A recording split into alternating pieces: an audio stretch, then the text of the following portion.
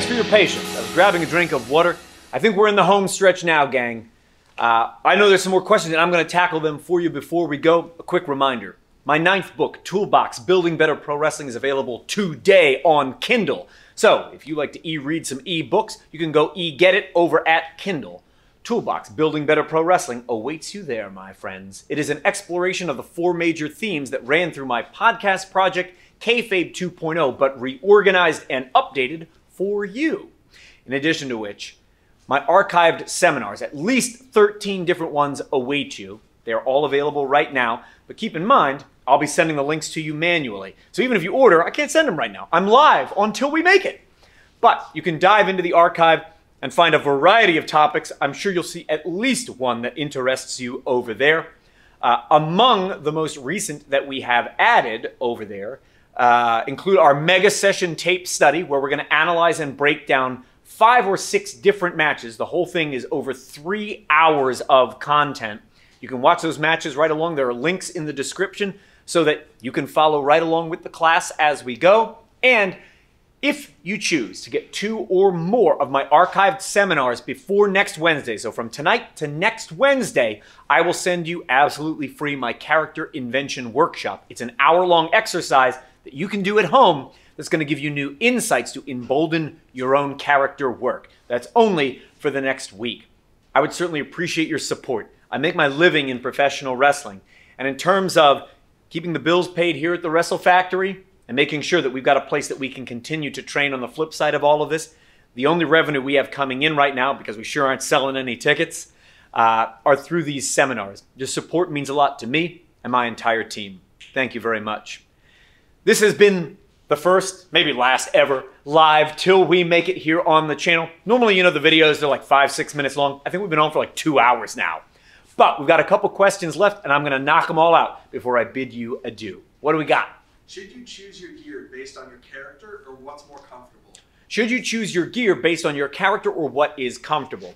It is a little bit of a balancing act, but I think your music, your costuming, and anything else that you choose, it must accentuate the character. It must support the character choice that you made.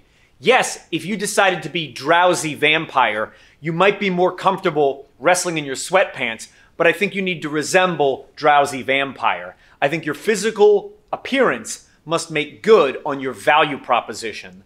So make it congruous with your DVP. Whatever the core concept of the character is, it must be validated by the costume and music choices that you make. They must support the character choice, otherwise that incongruity is going to handicap your ability to get the character over.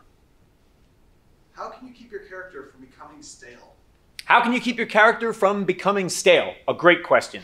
And something I know I tackled very recently here on the channel, talking about character arcs. I'm happy to share that information with you right now. In order to prevent a character from getting stale, they must go on an arc. They start here, they end here. And in between, they're going to be challenged in a way, they're going to be forced to confront conflict, an obstacle will be introduced. And they will learn, they will grow, and they will be changed by that adventure. So that when they end up here, they are not the same character they were at the beginning of the arc. And what they have learned, or how they have changed, you must be able to articulate to the audience. If not, your character will grow stale. If the character isn't evolving, growing, or changing in a way so appreciable it can be articulated to the audience, you are on a path to stagnation. Find a character arc. How can you recharge your creative batteries? How can you recharge your creative batteries? And that was the last one I think that came in. Great. I know this is something I have talked about before. I want to share with you my point of view about this exact topic because it comes up for me constantly. At least twice a year, I feel burnt out by professional wrestling. There are so many days where it is what I do from the moment I wake up until the moment that I go to bed. And if you're new to working in professional wrestling, you're just making the decision today that you're no longer content to just be a fan, that you are going to join the world of professional wrestling and find a place in this art form where you can apply your own creativity. It might sound like, man, doing professional wrestling from the moment I wake up in the morning until the moment I go to bed at night, that's living the dream, right? And I felt like that once too. But here's what I discovered. Wrestling, which at one point was just my passion project, and then became my avocation, my hobby over time, and then slowly became not just a job, but my full-time job, to the point where it is the way that I make a living. It is how I provide for myself. And it's also how I keep a lot of the surrounding organisms functioning. One of those could be the Wrestle Factory. One of those could be Chikara and other avenues as well. What I've discovered is I can no longer treat it like a passion project. I must bring a certain seriousness to it that I would any other career. And there are times where I feel burnt out by that. The pressures of it, the stress of that, the anxiety that comes with that.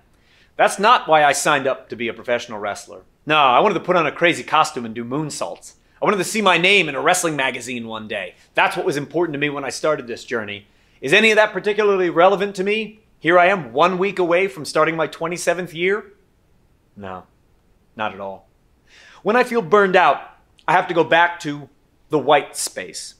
If you've never heard this term before, it's coined by the author and leadership guru Todd Henry. He's the author of Herding Tigers, and he makes the wonderful podcast, The Accidental Creative.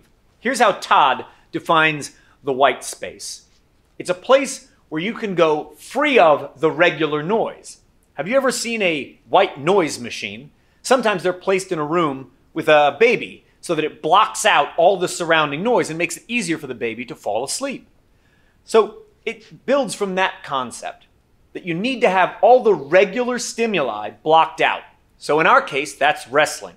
We need to be able to block out all that wrestling stimuli, which is contributing to our feeling of being burnt out, and experience something else without that as part of the equation. What are those examples? You could start reading a new book. You could binge watch a television series. When you're able to, you go to a movie theater and watch whatever is playing. You could start on a new video game and follow that adventure all the way through to its conclusion. When it's available to you, you go and see live performance. But you could take in something else that might inspire your creative process that is not in any way, shape, or form part of pro wrestling, right? That is the white space. We're blocking out the regular stimuli, just like a white noise machine blocks out all that distracting sound and allows you to have rest. Then, once all of that has been blocked out, little by little, you will start to find points of inspiration. Think about the things that most often inspire you. Is it watching the movies of a certain director? What might that inspire within you that you can later bring back to inform some of your work? What is it about watching a live performance? If you go to see a Broadway musical, what is it about that performance that you might be able to break off and then bring back later to your work in professional wrestling? Whatever it is that you choose to revisit so that you can feel your creative process being reignited. The analogy I visit time and time again is this one. When you go out and you seek these other ingredients, only you are going to bring back the unique combination of ingredients that you're capable of. You'll steal from here, and you'll steal from here, and you'll steal from here, and you bring those things all back, and you throw those into the pan. Those are the ingredients for inspiration that you just took from that video game that you played, and that graphic novel that you read, and that TV series that you binged. And there is no one else that will ever be the exact sum of all those experiences but you. No one's ever going to watch the same TV shows exactly as you did, read the same books, take in the same movies, performances, etc., as you. You are a unique combination of influences. And when you put all those ingredients together into a pan and you stick it into the oven that is your fabulous brain, what you are going to bake and what will come out will taste different from everybody else's. It will be your unique take on pro wrestling that is reinvigorated by all these sources of inspiration that only you avail yourself of. Soon, we are all going to be making some kind of pro wrestling. And I know some people watching right now might feel like that is impossible, but it's true. Sometime soon, we will all be making some form of professional wrestling. And we have the opportunity right now to start concocting, to start creating, to start gathering all those disparate ingredients, loading them into the pan, and letting them bake up here in your creative process, so that when the time comes for you to unleash whatever that cake is, it is the most delicious, the most unimaginable thing anybody has ever come up with. Seize this opportunity that we have right now to keep building out your knowledge base. Seize this opportunity to grab other sources of inspiration so that whenever the time finally comes, that new shape of professional wrestling will be defined by you.